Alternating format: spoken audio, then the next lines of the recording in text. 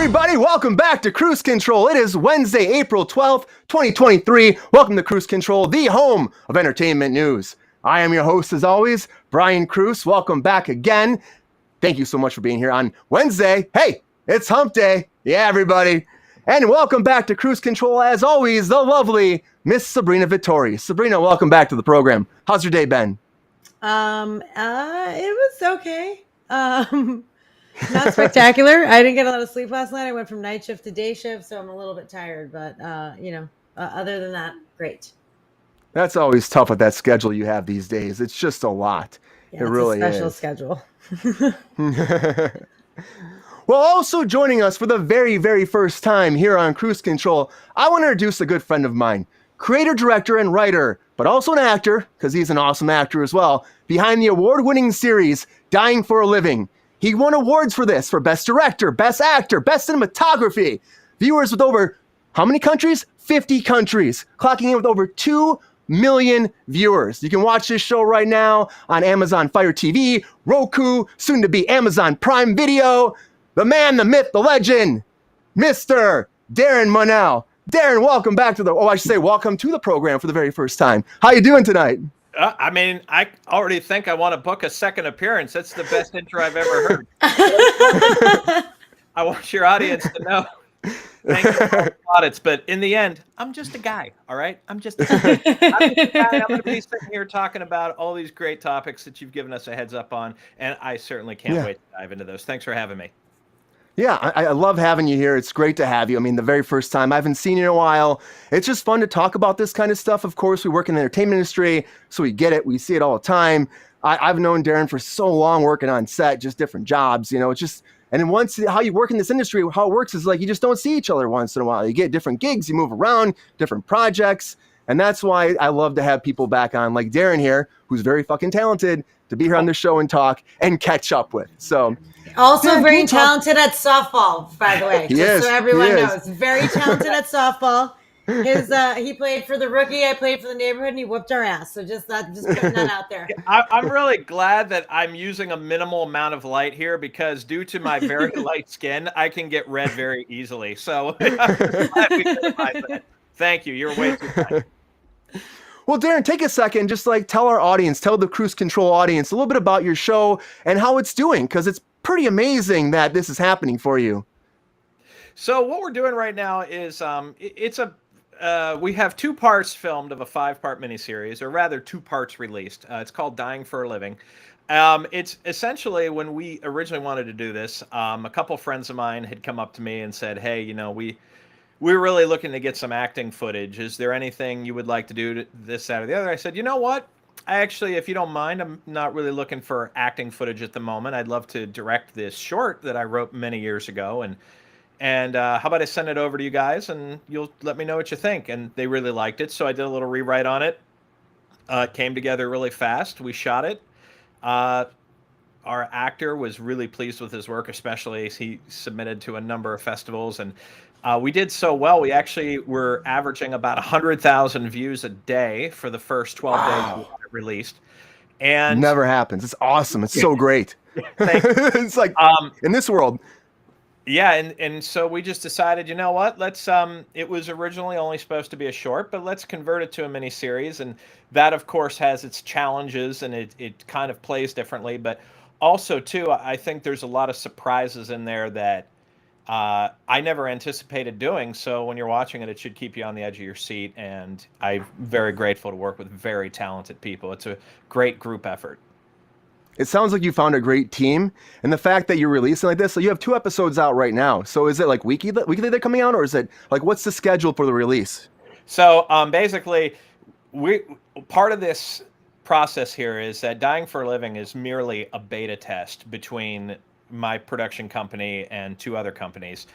We're just trying to basically test the waters to see what we can do. We've found a way and a formula that we can get viewers. That's not the issue.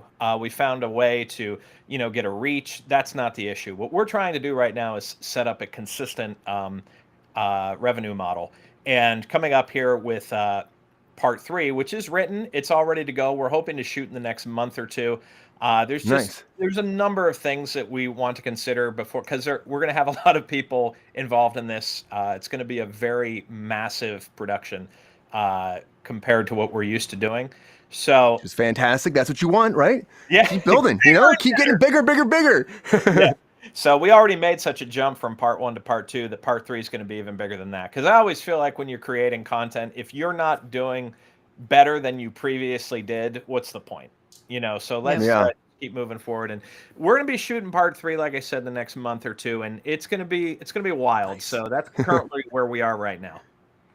Well, I'm so happy to hear this for you. The fact that you were able to get everybody together, make it happen, and get bigger like that. Like every time that you do something like this and you grow and you get more people behind you and they love it, it just feels so good as a creator too, that you're actually putting something out there and people are seeing it. It goes a long way. And I saw the Amazon reviews. People freaking love it. So, I mean, honestly, everybody check it out. Go on there. All the links will be posted on this later. You'll see it all. Check it out. Support Darin. Support his cause, because he is fucking awesome, guys. I'm just saying.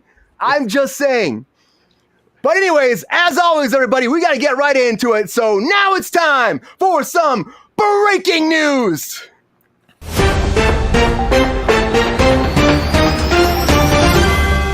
All right, everybody. The very first thing I want to talk about is House of the Dragon Season 2. That's right, House of the Dragon Season 2. We've talked about this a lot, but they finally started shooting. Production began now on Season 2, and Warner Brothers Studios at Levin's Den had the very first picture that was released of the Iron Throne sitting proudly in the Great Hall of the Red Keep.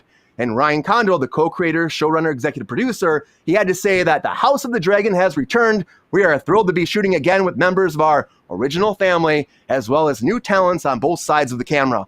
All your favorite characters will soon be conspiring at the council tables, marching with their armies, and riding their dragons into battle. Honestly, I'm down. That's all I can say. Let's get this going right now. Can it please be out already? I'm just ready for this already. And the thing is, though, it's going to be probably 2 years, that we talked about before. It probably won't be, I think earliest they were saying is 2024, the summer of 2024 to be released. And these take forever to be coming out, so that's just why. And so, you know what? I can wait. I know Sabrina's not about this. Darin, do you like the House of the Dragon? Have you watched it? Are you excited about this at all? Okay, so here's the thing. It's hard for me to watch a lot of shows, so I'm going to abstain from a lot of remarks on this because I really haven't seen it. Like, I can tell you what people that I trust are telling me, but like, I did about 3 episodes of Game of Thrones. I didn't dislike it. I did the same. Yeah, Sabrina's in the same boat you are. 100%. She was like, not about, she tried, but just couldn't get into it. I got about 3 episodes in, and I was like, people are fucking each other's relatives. It's a lot of time, though, too. On spigots. I'm good. I'm just going to pass. I'm going to take a hard pass and move down. And it's overwhelming, too, if you start later. Like, I did watch it, like, right before the last season came out of Game of Thrones, and I binged it all. But, like, it's a big commitment, and you have to have time, and it's really hard to do that. Fortunately, at a time in my life, I could at that point, but, it doesn't always happen. It doesn't always happen. Yeah, so, seriously, thank you for the great introduction, but here comes what we call the anticlimax, okay? I don't have any thoughts on this, and I'm not a person who's shy to share my opinion. But That's good. That's good. So we want to hear. I suspect that this will be very popular. I was in touch enough to read that this series in season 1 was doing very well, and even though it took some time to get started, eventually those reviews caught up to it, and there was a very positive review. Now, mind you, they'll say, "Whoa, that's probably from the diehard Game of Thrones fan." That's a huge number of people. Okay, that's a lot of people. Really small pool of people here. Millions and millions. So it's one of those situations where they're like, "Oh, they're just trying to please their base." Their base is huge. Who cares? Yeah, I would please my base too. And then it takes so long, like Rachel was saying in the chat, it takes so long that by the time the next season comes out, you forget about the first season. You have to go back and binge watch it. Or they give you like that 5-minute recap so you remember. But anyways, House of the Dragon has started shooting, everybody. If you're excited about this, awesome. I know I am. Not everybody is, but a lot of you are. And as that's starting to shoot, something that's stopping as wrapping filming is The Boys Season 4. That's right. The Boys Season 4 has wrapped production now officially. They started shooting in August. So they've been shooting for a long time. That's kind of how it goes in these big huge blockbuster budgets. But the actual creator was saying it's bloody, but it's triumphant. And Jeffrey Dean Morgan actually is joining the cast this season. Sabrina's favorite. Not really. But they're not really saying much about this season besides that, that as we left off in season 3, Ryan's going to join the dark side, they're saying, but he's going to stay with Homelander, who of course is a homicidal maniac. You got politics involved, as in always. The leader of the Seven is making moves to further make his political career move forward. And also, you have Starlight has joined Butcher's crew now, so that might be a big power move for them. But on top of that also, Butcher was taking that Compound V.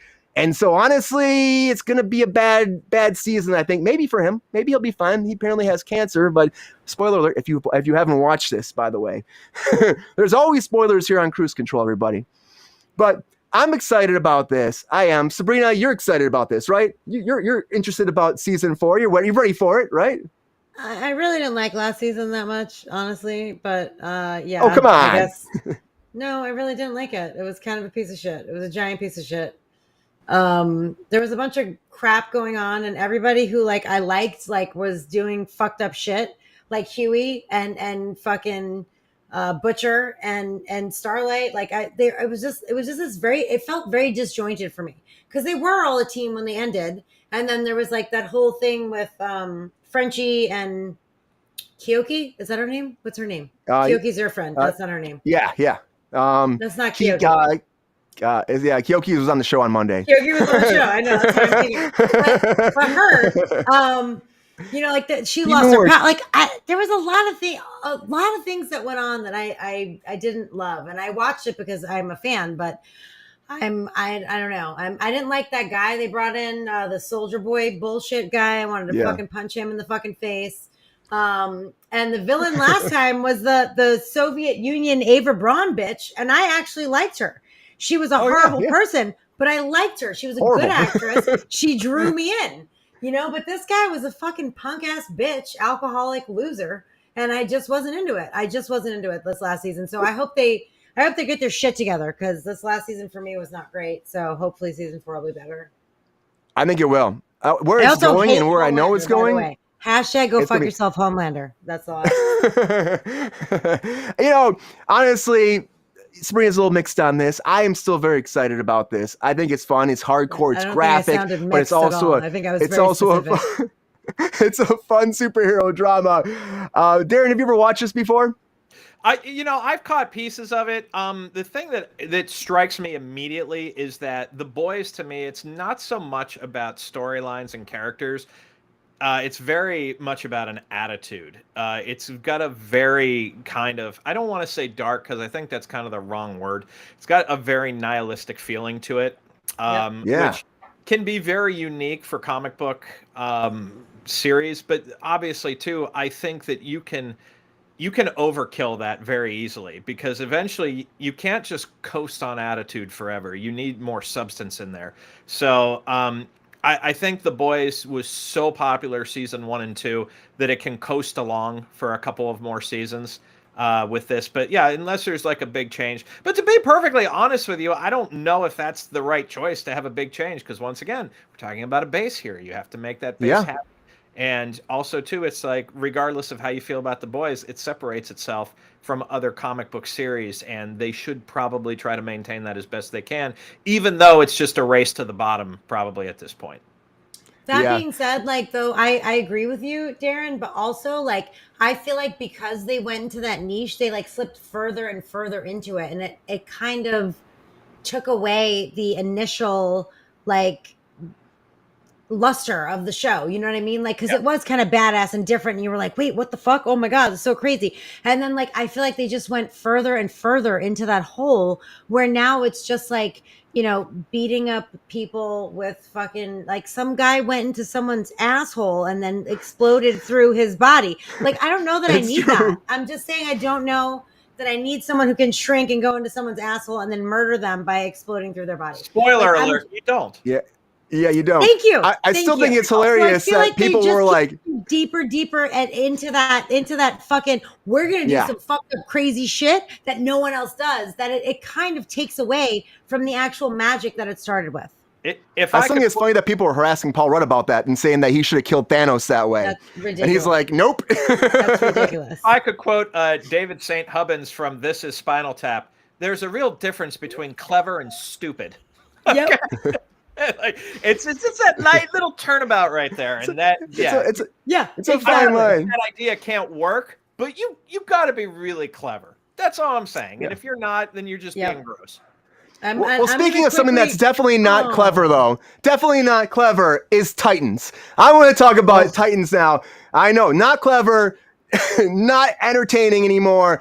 Great idea coming out the bat, but, after a while, But anyways, if you're excited still about Titans, the last half of this series is premiering tonight at midnight Pacific Standard Time at 3 a.m. Eastern Standard Time. They're dropping the first episode of 6 for the last half of the series. That's right, it's done. The change of guard WB. They're canceling this. We talked about this before, of course, but if you're excited about it, I told you to do an update about this. But yes, it's coming tonight at midnight, 3 a.m. And May 11th, it'll be all done. And that'll be it. And that'll be it with Titans. And you know what? Wait. Good riddance to me. And that's all I have to say about that. Speaking of WB as well, WB as well. So Warner Brothers with HBO Max came out today, finally in Burbank, at stage 14 in Burbank Studios. They said, everybody, we talked about before this was happening, they made the announcement, HBO Max is becoming just Max. That's right. Because of the merger with Discovery Plus, they're going to merge all their content from Discovery Plus, all their content from HBO Max into one content corner called Max. And that's it. So for me, I'm like, okay, here we go, guys. Here we go. So this is a big change. They're saying right now this is landing on the 100th anniversary of Warner Brothers, which is like a big moment. That's what it just happens to land that time. We're going to do it. May 23rd, it's going down. If you already have HBO Max, you can just easily transfer over to Max. They're not going to charge you anymore. If you have the non-commercial version, it's $15.99. If you have the ad version, it's $9.99. If you have a service like AT&T, Cox, Cricket, DirecTV, Dish, Hulu. I mean, all these places you already have before. Charter Spectrum. They'll let you still have that for free as long as the service is still going to do it. It should just move over the same. Of course, they have a new tier called the Ultimate. The new tier is called Ultimate Ad Free. It's called. And this is a new tier where they have 4K content exclusively to here. Now they're going to charge $19.99 a month for this. They're also doing packages where it comes down. If you want to pay up front, you can get it all up front for $199.99 now, as opposed to $19.99. Doing the same thing with other tiers because they're trying to make it cheaper, but they're also trying to get that money all in one grab, which is what they like to do. Now, this is a big move for them. Big change. I know a lot of people are upset because HBO is going to be gone. And it's a big thing for people. It's not going to be a home box office anymore. It's just Max, which is what they bought this on. They bought HBO because when Discovery came in and Zaslav came in, they're like, we're going to spend all this money, which was already hemorrhaging money as it was. They bought it at a loss. You're getting rid of the brand. Is that a bad thing? Is that a good thing? Let's go to Darin first. Darin, what do you think about this? Is this a bad thing that they're actually switching to Max? Or do you think this is a good move for Warner Brothers? Well, I'll answer your question, but I want to elaborate on some other things. Get in there. I think it's just neutral to me. I mean, what do you care? My question is, if you rebrand from HBO Max to Max, you're still not solving what I view as your core problems. Churn rate is a huge problem. And this is not exclusively on HBO Max. Okay, this is every streaming service right now. Churn rate's a problem. The fact that your customer acquisition cost is considerably more expensive than what your customer's actually paying to subscribe to the service. That is another huge problem. They are in a race to the bottom right now, as we would say in the economic world. And it's all of them. So, I mean, they can rebrand it. They can polish it all they want. It doesn't matter. I mean, I have articles here from 2 months ago that say Disney Plus, for example, which is supposed to be the streaming, king. They, for the first time, had a net loss in subscribers. Okay, but this is not just unique to them. What is unique, however, to HBO Max or Max, their lag time. It's pathetic. All right, I don't really care much for most Netflix content, but it's easily accessible, and the streaming is outstanding, and their algorithm is top of the line.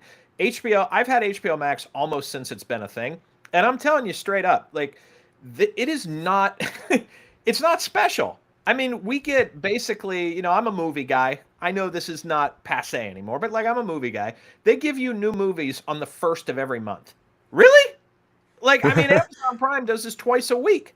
It's not an exceptional service, and they're losing money hand over fist. And quite frankly, they should be, in my view, because they haven't solved the problem. One more thing before I kick it back to you. Get in there. Come on, you're good. I do work with a company that creates algorithms for businesses and so on and so forth, right? So when they were looking through all this stuff, one of the solutions is you have to raise the monthly fee. Their estimation says they're going to have to raise the monthly fee to about $25 a month to break even. Wow. This is in business cancer right now, and it's all of them. So if you know what the next thing is, jump on it, because it's going to be big. And they're already one of the most expensive like streaming services as it is before they're even doing this merger now. And and the Discovery Plus before was only like $4.99 a month. It was like nothing compared to like what they've been charging for HBO.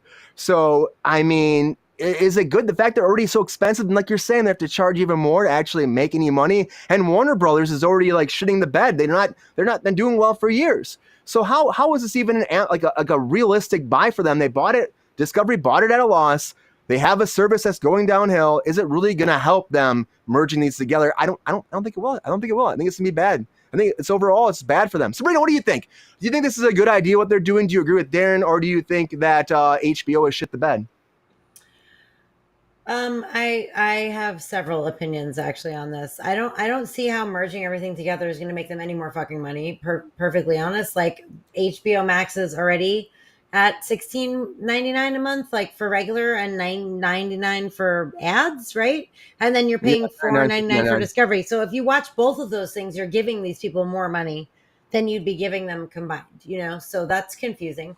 Also, I don't know like what demographic you're trying to hone here. Like they say, like some news reports say it's like the big four. So it would be like the male and the woman, and then the older and the younger. You know what I mean? So like they're saying that that's what this will encapsulate. But like if those people are paying for Discovery, and then those people that are paying for HBO, like do you think if you combine them together, because Discovery's less money, it will make them more money? Like it just, I don't know. It honestly seems a little bit confusing to me why they think that this is a good idea. I do think that it is a good idea that they didn't spend a lot of money on big stars and do a 4-hour intro on this, like Apple TV did and Disney Plus did. Like I think that definitely would help. Well, I'm just saying, like they announced this big thing a couple of years ago, and now they kind of scaled back on it a little bit. Also, I'm staying in a hotel right now, and I have been just watching regular HBO, like old school HBO, and I'll tell you what. I've seen at least 6 fucking dope ass movies that I never would have seen if I didn't have HBO on.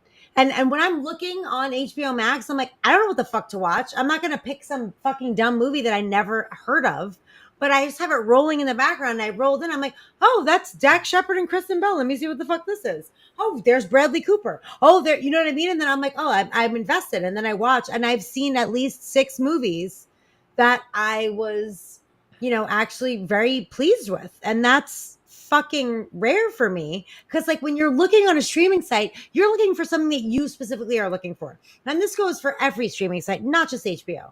But I'm just saying, or Max, I'm sorry, let me correct myself. But being in a hotel Max, where like the regular TV has HBO, I just kind of have left it on. Like when I leave the room and I'll come in from work and see it, and I'll be like, oh, what the fuck is this? And sit down for a minute. And I kind of miss that part of cable TV, quote unquote, because like I have not been in this situation in a long time, and it has allowed me to see things that I normally wouldn't see or be in contact with. That's just kind of a sidebar. It doesn't have anything to do with that's something they might be adding too, is a streaming kind of line. They might be actually adding. That was a rumor a while ago. They might actually have like a channel.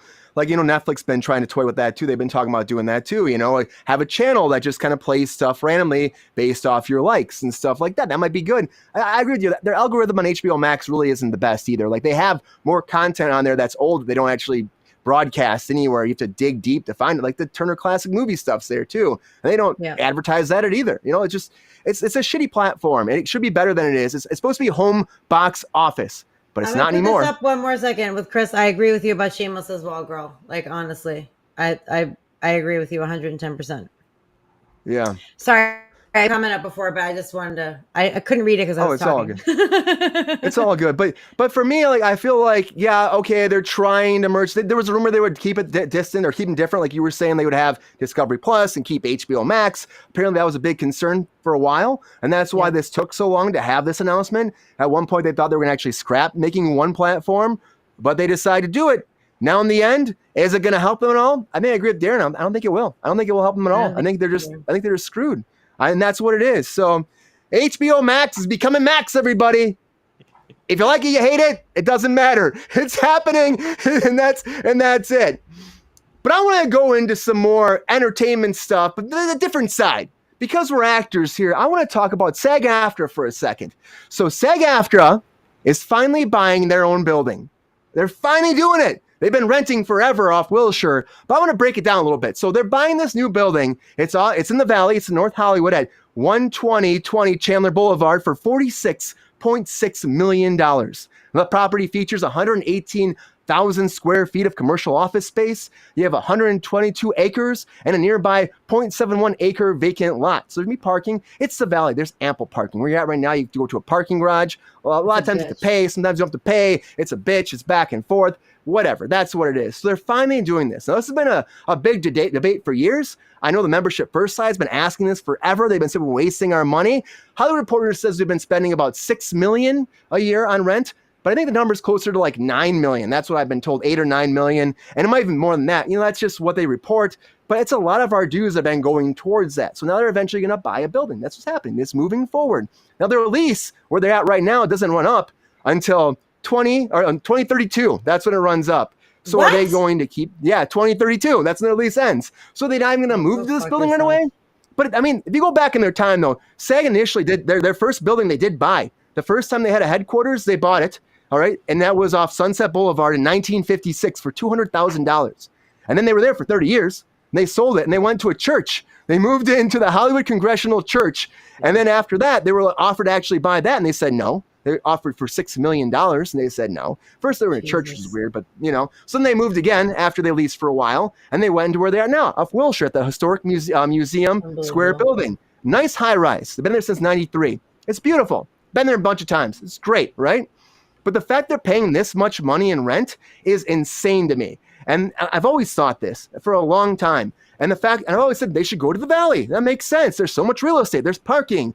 I mean, we're an actors union. We should be smart about this. We should put in our dues towards that. We have a lot of issues that could be fixed. And like, that could be some money. And SAG said that, you know, over the long run, yes, they will build equity and they'll have a more flexible and they'll have stability finally. And that's good. That's a good thing. So this is some big news that came out today. I was really excited to hear it. And I'm like, finally, this is happening. I'm going to go with Sabrina first here. Sabrina, what do you think about this? Are you excited that SAG is finally making this move, or should they have kept renting? Yeah, I'm super excited they're finally making this move, but for me, it's too little too fucking late. Like, kindly go fuck yourself. You fucking fuck people out of medical insurance over the pandemic because you can't manage your fucking money properly. And we're all paying you dues and paying you like all the things that we're supposed to pay you. And there's like a cap on the dues. So Tom Cruise only has to pay dues up to $500,000. But like I have to pay dues if I make $200,000 and I'm fucking literally nobody. So it's not fucking fair. Their system's broken just like our government system's broken. And that aside, you're paying like, you know, a fucking $700,000 a month fucking rent a month. You could have fucking even more. You could have circumvented that shit that you did with our medical insurance when during a pandemic you decided that it would be a good idea to raise the amount of money, the threshold that you had to make before you could achieve or earn your medical insurance. So honestly, I think it's too little too late. Good on you for making the decision. Like now fucking 2 years later after people lost their medical insurance and had to go fucking on Cobra and fucking are fucked. So, I mean, thanks, but no thanks. You're assholes. I hate SAG. And I think it's really fucking fucked up that you have the audacity to buy a building in the Valley after you've deprived fucking 1 million people of their medical insurance, like most of your people of their medical insurance, and also took away residual earnings to fucking people who are retired. How else are they supposed to earn their medical insurance? That doesn't even make any sense. It's ridiculous. And I feel like they're ageist and they're fucking poorest because the people who got deprived of their medical insurance are the people who make up most of SAG, which are background actors, stand-ins, and small day player actors. So I really have no love for them, and I feel like they have no love for fucking the little people on the totem pole. And they also fucking give out to the rich, which is what everyone does in this fucking country. So I'm not fucking surprised. Sorry for being so fucking hostile, but that is the truth. And thank you, Krista. I will preach, girl. Sabrina's fired up about this. I hate it. I mean, we are all union members here, true. and it is tough because everyone's very divided on. Like, there's two sides. If you know the union, there's two sides, and it's like it's very political. There are two sides, and then they tell you to choose a side. I've run for the board. I mean, you have to choose a side, kind of. And there's ups and downs for everybody. I will always say that there's goods and bad for everybody. I 100% on the board, but I think we should have done this a while ago. But like, what's done is done. We're at. This is a good move forward. A long time ago, they should have done this shit. They're pissing away fucking like almost $1 million a month rent. That's fucked up. It's a lot of money. It's a lot of money. It's a lot of money. It's our membership dues. Darin, what do you think about this? You hear about this? I know Sabrina's really fired up about it. What do you think? What's your thoughts on this about them finally buying a building in the Valley? I mean, it's not surprising due to the fact the monthly rent of the current location is, a few $100,000 in the area that they're at in Miracle Miles. Got progressively dirtier. I mean, it's not worth the price. It's just not. So where they're moving on Chandler, like, I know that property very well. It's kind of congested in my view. It's definitely going to be an inconvenience for... I'll ride my bike there, bro. Yeah, for people that are visiting. If they allow people to use the parking garage across the street, which strangely enough, it's not as easy as you think, because I've done business in that building before. It's right next to train tracks. It's on a very narrow... That's true. Chandler's a bitch. Yeah, it's a very narrow part of Chandler Boulevard. There's one-sided street parking on the south side of the street, which already kind of makes that road crammed enough. I'm sure they're getting a much better deal on the property. How could they not? Being on the south side of the hill doesn't have the same benefits as it used to. And I mean, that's a whole separate topic on its own. But a lot of things that you do there, you can do in the Valley as well. This isn't 1994 anymore. There's a nightlife in the Valley. There's things happening. I noticed when I was driving for Uber like a couple of years ago, a lot of people are leaving the south side of the hill and they're populating the Valley really heavily. And I'm sure it's because, especially if you're a local, that's where the next great property is. I feel like the time to get in on Valley Village, where they're locating, is a little past at this point because that's become such a high rent area. But I mean, you get up north in Woodland Hills, Calabasas. I mean, that's going to be the new Beverly Hills before you know it. Yeah. And the thing is, too, we live in this area too. It's very close to Kruse Control Central. But there's NoHo West. Ride my bike there and pick it in front of their fucking shithole fucking building. But NoHo West came in just north of that, which is huge, just redeveloping this whole area. I mean, then the NoHo district right there, the arts district is beautiful. It's really risen up. So this whole area keeps getting better and better. And like Darin said, more people are moving here because, it is more like other places in the country. There's parking a lot of times. There's, it's like more...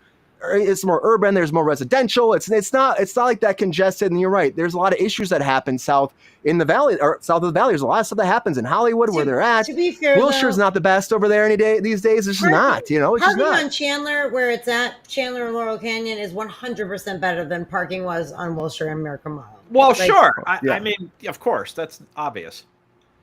But not to people who are listening, it's not obvious.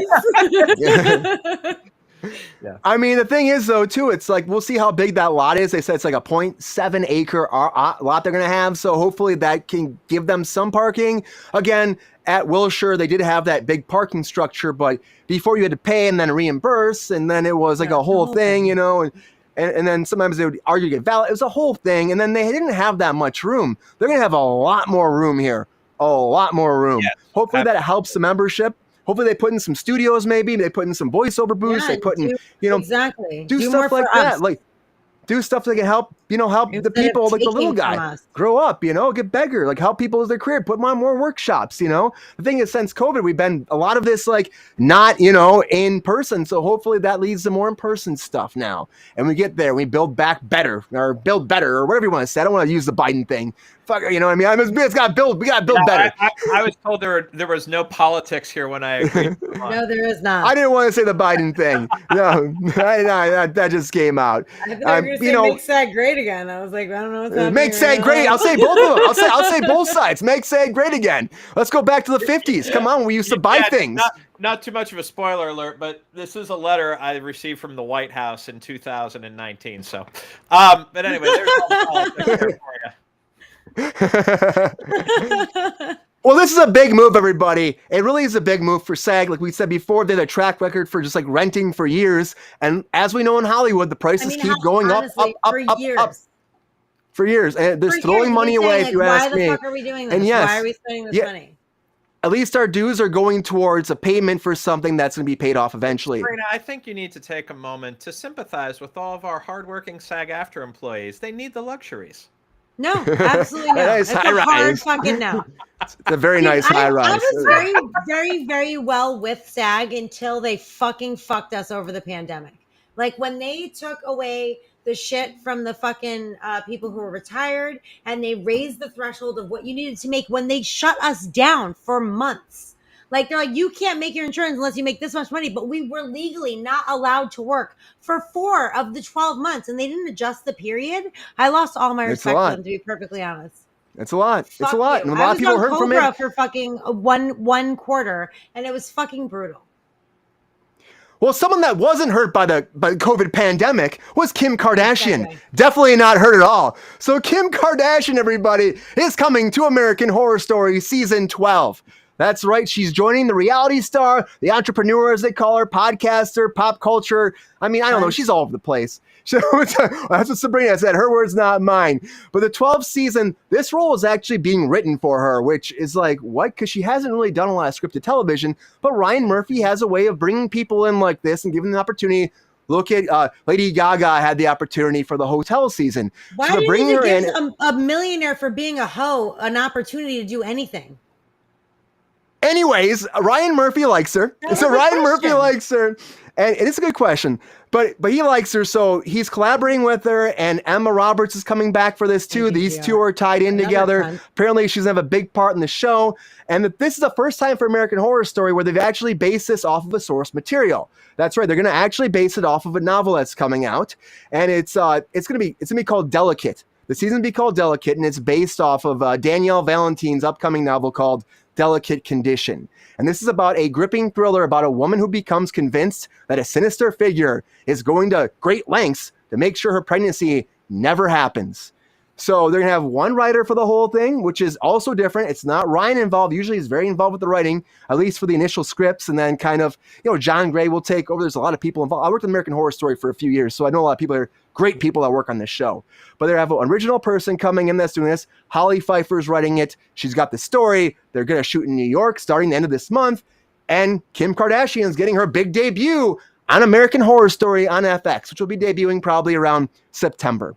So, Darin, are you a fan of American Horror Story? Are you a huge Kardashian fan? Are you excited over there? Are you like jumping in your seat, like give me some Kim on some AHS, or how do you feel about this? I mean, just full disclosure, it's going to take mountains moving for me to tune into season 12 of American Horror Story. And I don't mean any disrespect to them. Just that it's like, a show has a shelf life. Now, as far as, the topic at hand here, I think it gives really good publicity to the show because obviously Kim Kardashian's very recognizable. Like you mentioned earlier, he did the same thing with Lady Gaga, and she went on to become an Oscar-winning actress. So, Murphy, he knows what he's doing. I'm sure the show will continue to do fine. The fans on the fans of the show, I hate to keep repeating myself, but folks, Hollywood is not that complicated. So if you have a large fan base, which American Horror Story does, I know that fan base well. I have friends who run a podcast called The Horror Guys. I know that fan base. They are going to tune in no matter what. And I'm sure Ryan Murphy will do something clever enough. And I know that he's aware enough to know how some people feel about Kim Kardashian. And he will use that to his advantage on the show to bring in viewers. I guarantee it. Oh, 100%. I mean, I wasn't really that blown away by this because, again, he kind of reaches towards that. And if he likes somebody, if he's a fan of somebody, he gives them an opportunity. And he does find roles for people that work. Lady Gaga, like we were saying, it's a good, it's a good example. But I'm not too sure. Sabrina, how do you feel about this? Are you excited about Kim Kardashian? Are you ready to get on to season 12? How do you feel about this? Are you fucking serious? Is that an I know actual you're not. fucking question? I know you're not. No, I'm not fucking excited.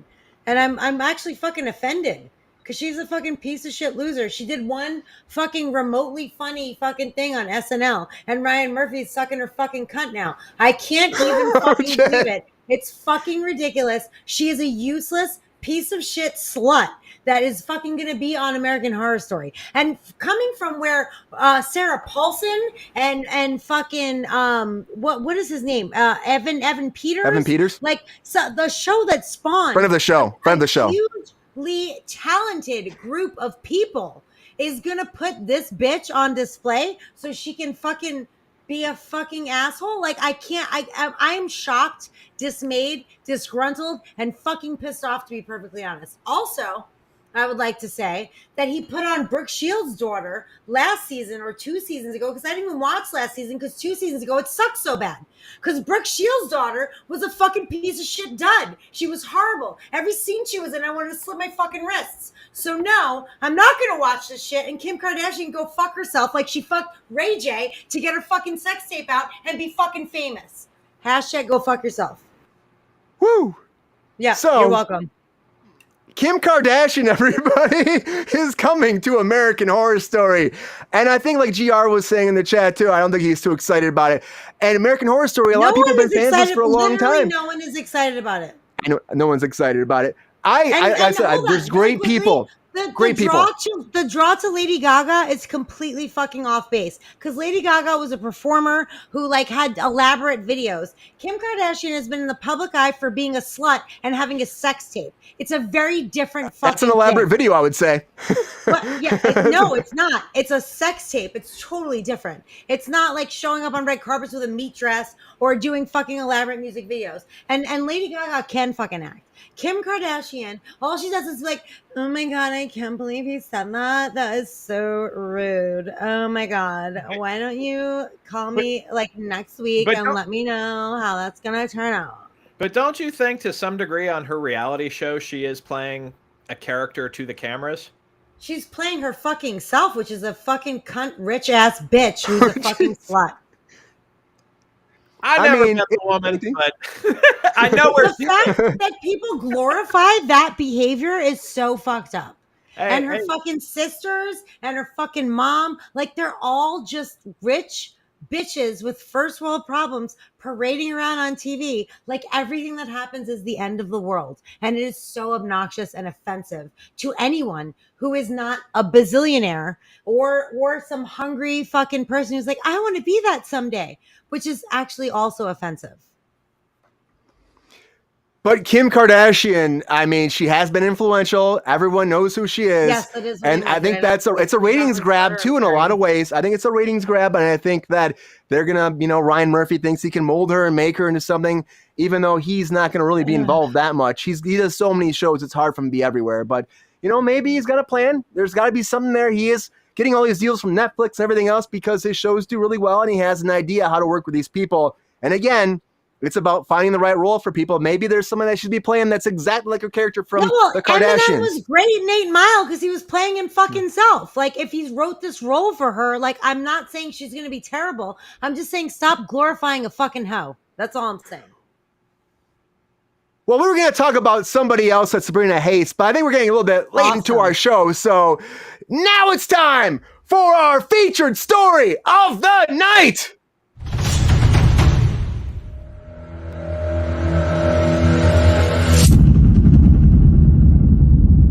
So we were going to talk about the Marvels, but unfortunately we're getting a little bit late. I think we've been a little bit fired up about what's been happening in the news. So I'm going to jump right to The Mandalorian because that's our big thing for today. The new episode of The Mandalorian came out today. Well, last night at midnight or 3 a.m. if you're on the East Coast. So Mandalorian is out by episode 7, The Spies, and they're calling it Survivors Come Out of Hiding. And of course, if you haven't watched Mandalorian, I always like to say this right away, spoiler alert, because we're going to get into some shit right now. So give you 2 seconds, and here we go. So the first thing is Moff Gideon, everybody. Moff Gideon's back. And I really love, I just want to start off with this. I really did love that they had the council in the beginning, the Shadow Council, and they were actually sitting there and talking about everything and talking about Thrawn, because that's the big bad. I think that's coming. I really see, Rachel, I know you haven't watched it yet. Thrawn's the big bad coming, and I think it's all going to lead into, like we talked about the Star Wars announcement about the Mandalorian movie coming, putting all these Disney Plus things together. I think this is just leading towards it even more. I wouldn't be surprised if we see Thrawn before this is all said and done, but only time will tell with that. But I thought this episode was fun. It actually got more into like the meat and potatoes of the season. We're into the battle now. We have all the Mandalorians together. That standoff I thought was awesome, where they're all together. They get off the Imperial ships and they're like face to face and they join together. We're going to Mandalore. The baby Yoda, I still want to call him Baby Yoda, being in the robot was awesome. It made me so happy. But at the end of the day, this is really becoming more and more Bo-Katan's story, if you ask me. It really is. It's her taking the lead again, taking over, rising up, and bringing the Mandalorians back to their glory. And for me, I'm all about that journey, and I'm very excited to watch it go and see where they take it with only one episode left, which is blowing my mind that we have one left. And of course, this was like the longest episode of the season. It just beat out the whole Kang storyline, where Kane was like, trying to manipulate everything, and it's just like, it's bigger than that. It's more Mandalorians. It's just going the way I wanted it to go. I was hoping it would go. I want to go to Darin first. Darin's first time here talking about Mandalorian with us. Did this episode, was it good for you? Are you excited about it? How have you felt about this season so far? Well, that's a lot of questions. I think you can hit me with anyone you want. I think I could prep you all those answers. Okay, so as a rule, I have this theory. I kind of developed this theory from a friend while he was explaining to me Sabrina's favorite show, Game of Thrones. The second to the last ever episode of every season is usually the best episode on a TV show. That very well, honestly, might be the case here. It was a good episode, but the question must be asked: why did it take 7 episodes to get here? I feel like they should have been here by episode 5. There's been some mismanagement of time, in my opinion, this season. Maybe that has something to do with Jon Favreau being like the point guy here and Dave Filoni being very busy with Ahsoka. You only have 8 episodes this season. The time should be used more wisely, in my view. There are 2 episodes this season, namely number 3 and 6, that I think are completely unnecessary. They barely move the story along. It's just not worth it. To me, Mandalorian is strong. I agree with both of those statements, by the way. Oh, thank you. To me, Mandalorian is strongest when it uses the structure of this old TV series called Kung Fu with David Carradine. Essentially, when Mandalorian's great actor alone, and he's helping people along the way with these various assignments, it's great. When it strays far from that, it's problematic, in my view. I like the big action sequence between the New Empire and the Mandalorian. I mean, you see that makes a show feel more like a feature film, which is, to me, is always the appeal of Star Wars. I also like how they've set up Thrawn and to be introduced, and he's an excellent villain. I mean, if you want to get to know Thrawn, watch Rebels, which is a great series with him there. But here's my final thought for you, Brian, and Sabrina. It's disappointing. In the end, the storyline does work in terms of the Empire is rising again, but are we going to use this storyline? The Empire is on the rise is just very overdone. The rebuilding of the Death Star, which you can trace back to Return of the Jedi, The Force Awakens, the entire storyline, the return of the Emperor in Rise of Skywalker, and now the climax of Mandalorian season 3. Come on, man! Gideon, I mean, he even looks like Darth Vader. He does look like Darth Vader. You're 100% right. Yeah, and look, I'm not going to say it doesn't work. It's just repetitive at this point, and this could just potentially wear on people's nerves. And this is a very similar climax, like you would see in every Spider-Man movie where Peter Parker's got to save, Mary Jane or Gwen Stacy. Just do something different, and that's what I'm burning on. Yeah, I agree with you. Episode 6 especially, everyone's been going nuts about episode 6 because it became this buddy cop, like I said last week, a buddy cop episode. All of a sudden, Mando's the bad cop, Bo-Katan's the good cop, and they're going into the saloon, and they're gonna try to find out what's happening. And it's it was all leading up to her getting the Darksaber, and that's all that was about. And it was really we could have done that much quicker and then got to Mandalore. And then we could have spent more time here. And it went really fast. Like, it's 50 minutes, but it went fast because we've been waiting for this to happen. And now we're waiting for what's going to happen next week, because how much more story do you have to tell? Of course, be like another big battle probably, right? We have to go back in there. We have to help Mando. We have to take out Moff Gideon. Like, how much more is there? We could have stretched this out longer. I just don't want it to be rushed. That happens a lot. They rush the last episode because they put fillers in. And there should be no fillers anymore with 8 episodes. There shouldn't be. We have 22 episodes. Great. We can have some fillers. That happens, you know? But at 8 episodes, just like you're saying, we need to actually get into it faster. And we don't want to do the same thing over and over again. Of course, like, you know, Dan Filoni had worked on he worked on all the Rebels. He worked on the Clone Wars stuff. He was like George Lucas's guy for a while. So he goes back to that world, I think, a little bit. And I think that's probably why Moff Gideon kind of looks like Darth Vader in a way. They need a big bad. They don't have Thrawn yet. So I'm just like, I'm happy we got there, and that's what made me excited about it. But I think a lot of people got fatigued by this, and they stopped watching it because we didn't get here sooner. And here we are. You know, we're finally there, episode 7. Sabrina, how are you feeling about this? You hear about this, you watched it, you've been watching the whole time, we've been talking about it. I can tell you've been a little bit upset about the show in general. What are your thoughts on episode 7, The Spies? Everything. You built up an entire episode of things I fucking hate. So that's exciting for everyone to listen to. This episode, I know you think it was great, and I liked it. I didn't love it. I just didn't love it because, you know what? He challenged her about the Darksaber, and she went to the other side of the room she was trapped in and cut a hole in it for people to get out. Why didn't you cut a hole in it to help fucking Mando, bitch?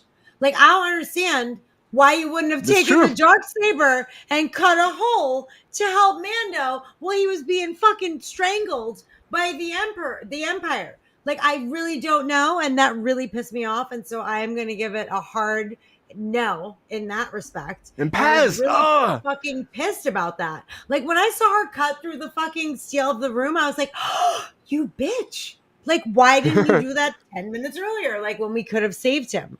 And then, you know, when that guy stayed behind, who I actually kind of grew to love, Paz, badass fucking rebel fucking gun and fucking kicked the shit out of those people. And then those 3 like American Horror Story bitches came out and fucking snaked him. And I was like, well, from The Last Jedi, the Praetorian Guard. I'm just saying, it wasn't even a fight. Like, he couldn't have even gotten one of those off those ledge. Like, it was just annoying. I don't love Baby Yoda in Taika Waititi's fucking body either. Like, that's kind of weird for me. It gives him a voice. That's what this is all about. I think give him a voice, now he can say yes or no.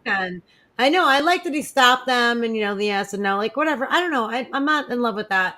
And I'm definitely not in love with the fact that she used the Darksaber for an exit, but not to save fucking Mando. Like, what the fuck? See you, Mando. Like, good luck. Best of luck in your future endeavors. You're like being on the winner, like, we can't get you. And then she's like, I'm like, what the fuck? Like, it really annoyed me. It really annoyed me.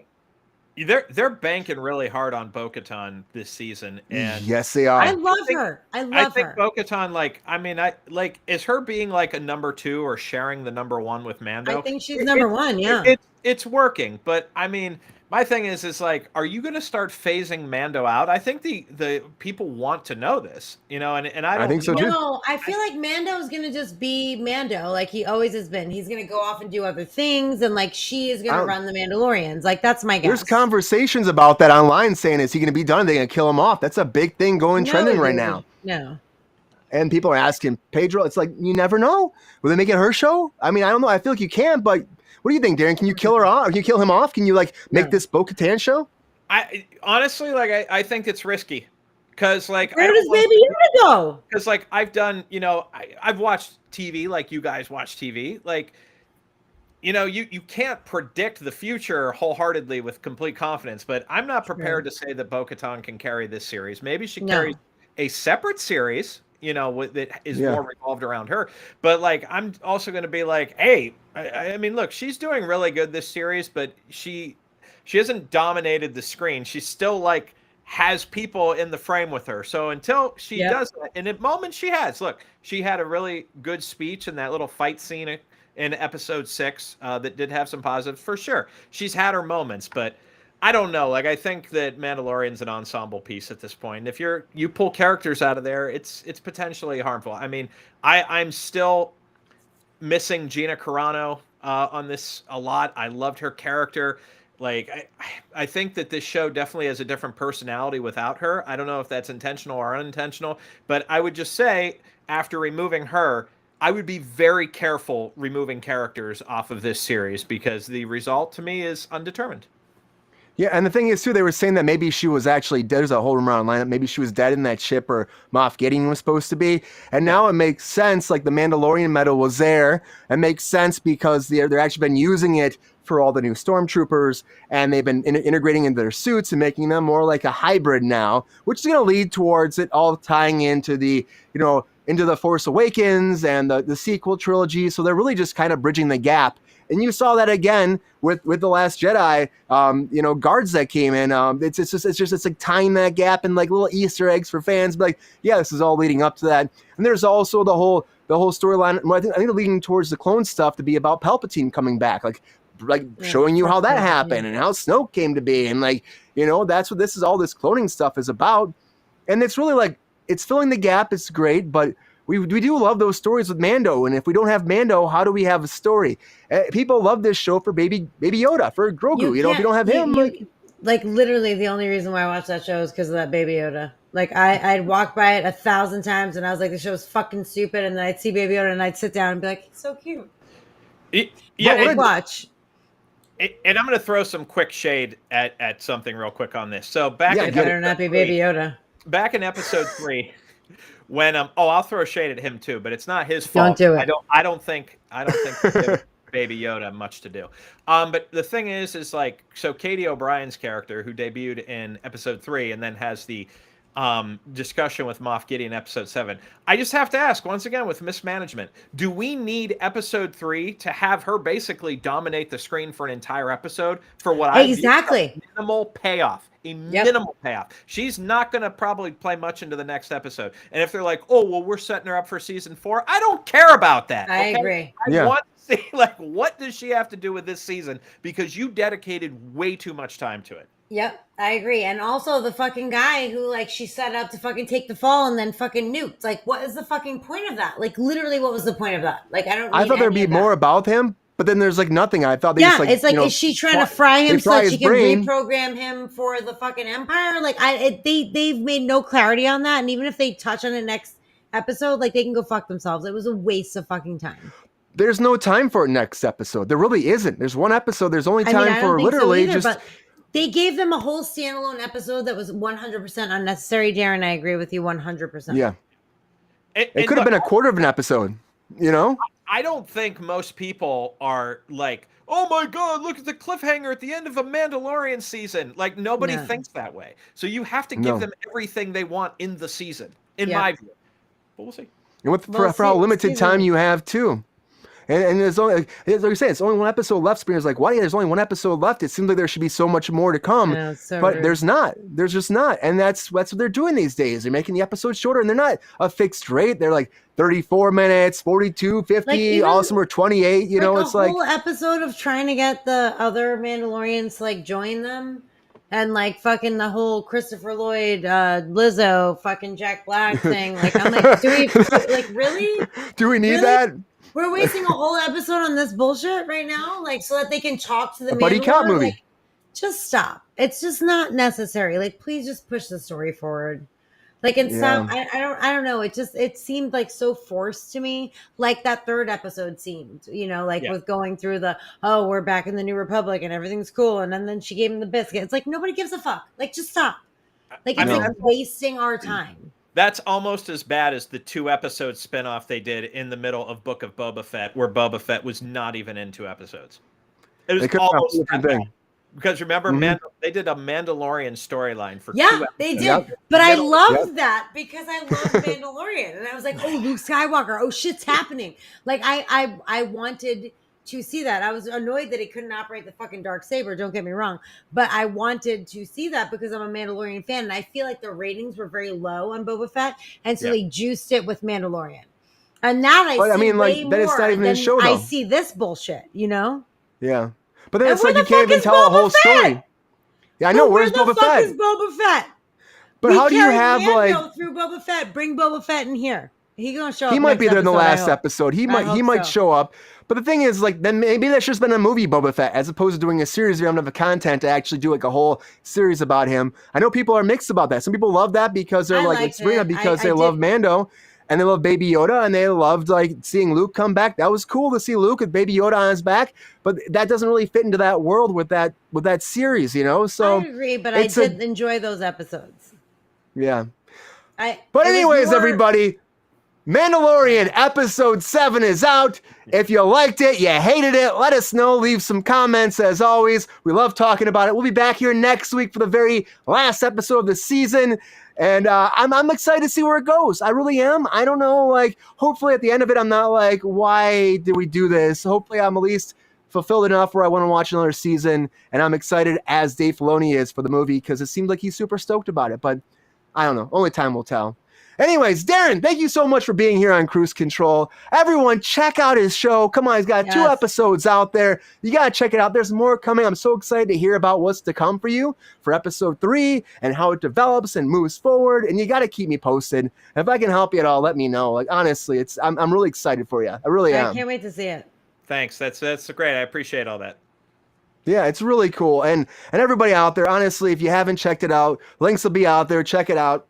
Friend of the show right here, Darin. You got to check out his stuff. Come on. Friend of the show. Sabrina, thank you for being here tonight on Kruse Control. As always, the lovely Sabrina Vittori, all the way from Florida. She'll be back here in the Kruse Control studio very soon, everybody, in case you're wondering.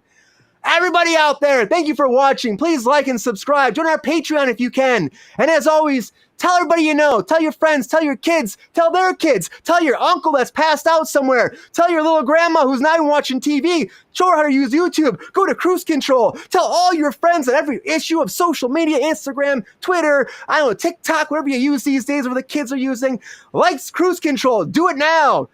And everybody, have a great night as always. And we will see you on Friday for our special Friday show. Thank you again, Darin, for being here. Have a good night, everybody. And we'll see ya. See ya. Canada.